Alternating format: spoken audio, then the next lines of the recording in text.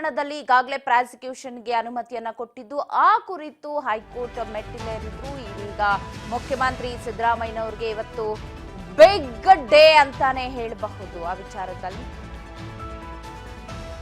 ಸಿದ್ದರಾಮಯ್ಯ ರಾಜಕೀಯ ಭವಿಷ್ಯಕ್ಕೆ count down ಶುರುವಾಗಿದೆ. ಇವತ್ತು ಬಿಗ್ ಡೇ ಸಿದ್ದರಾಮಯ್ಯನವರಿಗೆ. ಸದ್ಯ ಕ್ಲೈಮ್ಯಾಕ್ಸ್ ಹಂತವನ್ನ ತಲುಪಿದೆ ಮೂಡ ಹಗರಣ.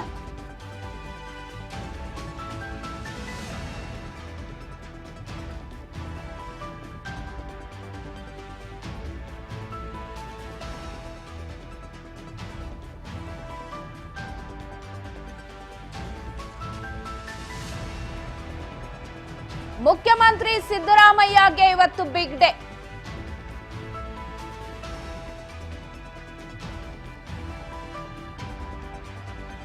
ಸಿದ್ದರಾಮಯ್ಯ ರಾಜಕೀಯ ಭವಿಷ್ಯಕ್ಕೆ ಕೌಂಟ್ ಡೌನ್ ಶುರುವಾಗಿದೆ. ಕ್ಲೈಮ್ಯಾಕ್ಸ್ ಹಂತಕ್ಕೆ ಬಂದು ತಲುಪಿರೋದು. ಇವತ್ತು ಹೈಕೋರ್ಟ್ನಲ್ಲಿ ಅಂತಿಮವಾಗಿ ಏನು ಆಗತ್ತೆ ಅಂತ 11 ಗಂಟೆ ಸುಮಾರಿಗೆ ಇವತ್ತು ಭವಿಷ್ಯ ಹೊರ ಬೀಳತ್ತೆ. ಇಂದು ಮಧ್ಯಾಹ್ನ 12 ಗಂಟೆಗೆ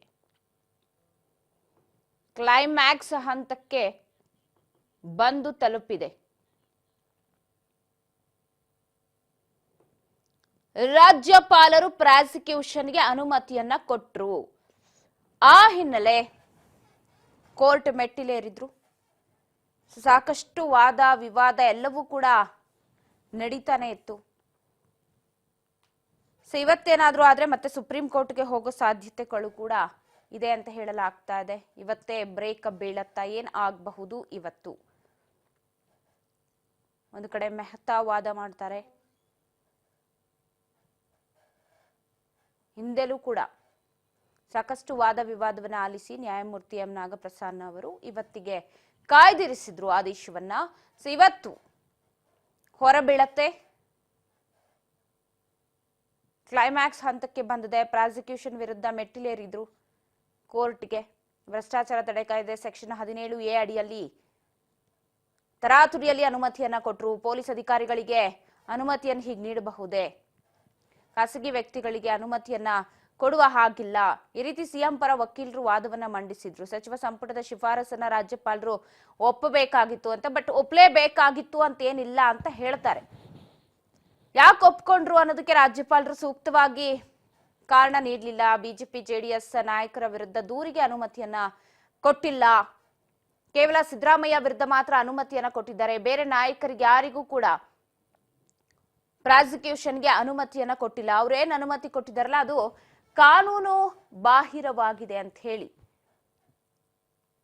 ವಾದವನ್ನ ಮಂಡಿಸ್ತಿದ್ರು ಸಿಎಂ ಪರ ವಕೀಲರು. ಸದ್ಯ ಕ್ಲೈಮ್ಯಾಕ್ಸ್ ಹಂತಕ್ಕೆ ಬಂದು ತಲುಪಿದೆ ಮೂಡ ವಾರ್.